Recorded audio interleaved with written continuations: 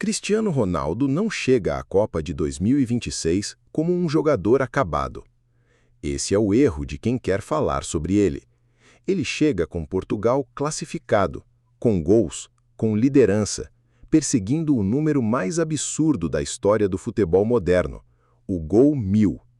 Mas o problema não é saber se Cristiano consegue jogar mais uma Copa em alto nível. O problema é muito maior. Portugal talvez tenha o melhor elenco da sua história e agora precisa decidir se vai jogar com Cristiano Ronaldo ou se vai continuar jogando para Cristiano Ronaldo. E essa diferença pode decidir uma Copa. Pela primeira vez em muito tempo, Portugal não parece uma seleção que precisa ser carregada por um herói. Tem Bruno Fernandes, tem Bernardo Silva, tem Vitinha, tem João Neves, tem Rafael Leão, tem João Félix, tem Gonçalo Ramos, tem Nuno Mendes, tem Diogo Costa. Portugal tem talento, juventude, intensidade, técnica e jogadores acostumados a decidir em alto nível.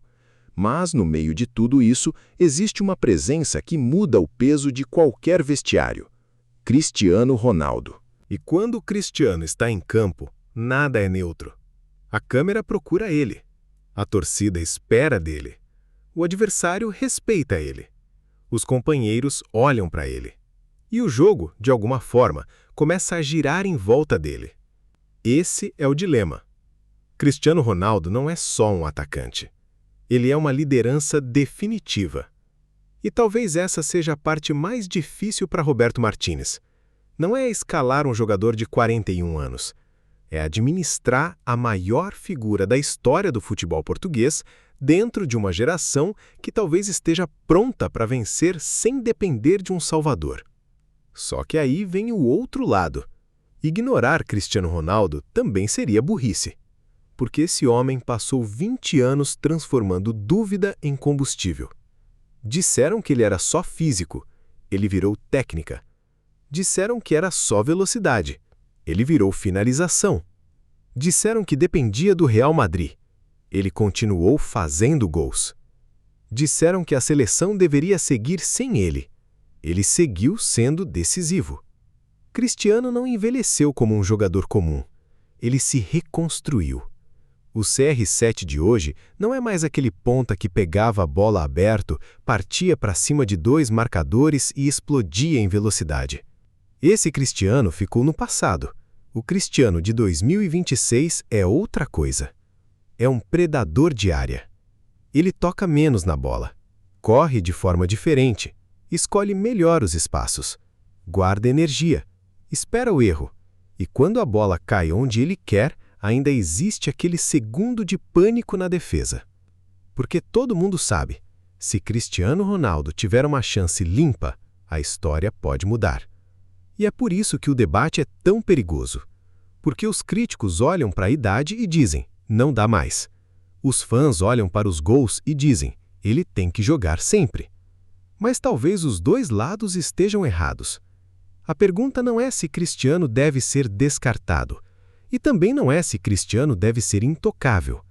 A pergunta real é, qual versão de Cristiano Ronaldo ajuda mais Portugal a ganhar a Copa? Se Portugal entrar em 2026 tentando repetir o passado, pode se perder. Não dá para jogar como se fosse 2016.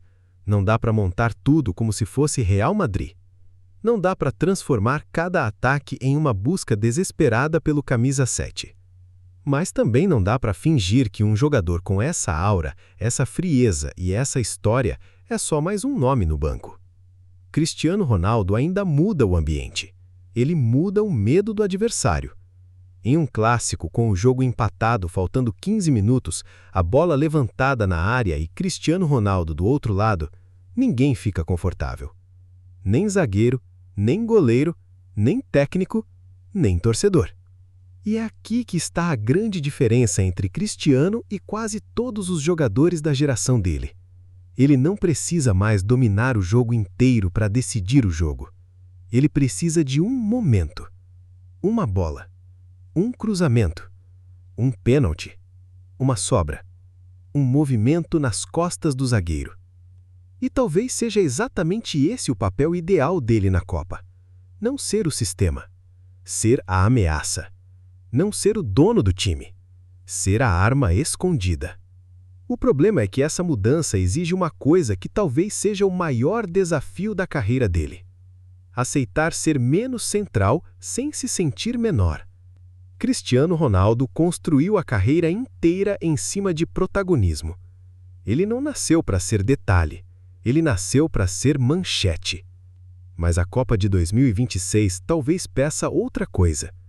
Talvez peça inteligência emocional. Talvez peça adaptação.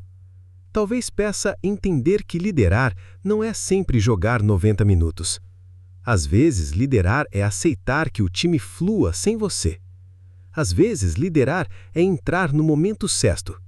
Às vezes, liderar é ser temido mesmo quando não começa jogando. E essa é a parte mais emocionante dessa história. Cristiano Ronaldo já venceu quase todos os desafios possíveis. Mas talvez o último desafio seja vencer a própria imagem que ele construiu, porque o mundo espera que Cristiano queira tudo para si. Os gols, os holofotes, o recorde perfeito, a cena final perfeita. Mas Portugal não pode ir para a Copa como se estivesse gravando o episódio final de uma série sobre Cristiano Ronaldo. Portugal precisa ir para ganhar. E se o gol 1000 vier como consequência disso, será histórico. Mas se Portugal virar refém dessa contagem regressiva, aí o sonho pode virar armadilha. Essa é a linha fina. Cristiano perseguindo o gol 1000 é cinema. Cristiano colocando Portugal acima do gol 1000 é grandeza. A verdade é que ele não precisa mais provar que é gigante. Isso já acabou. A discussão sobre Cristiano não é mais se ele é um dos maiores da história. Ele é. A discussão agora é outra. Ele ainda consegue ajudar Portugal a vencer do jeito que Portugal precisa vencer hoje, porque o mundo espera que Cristiano queira tudo para si. Os gols, os holofotes, o recorde perfeito, a cena final perfeita.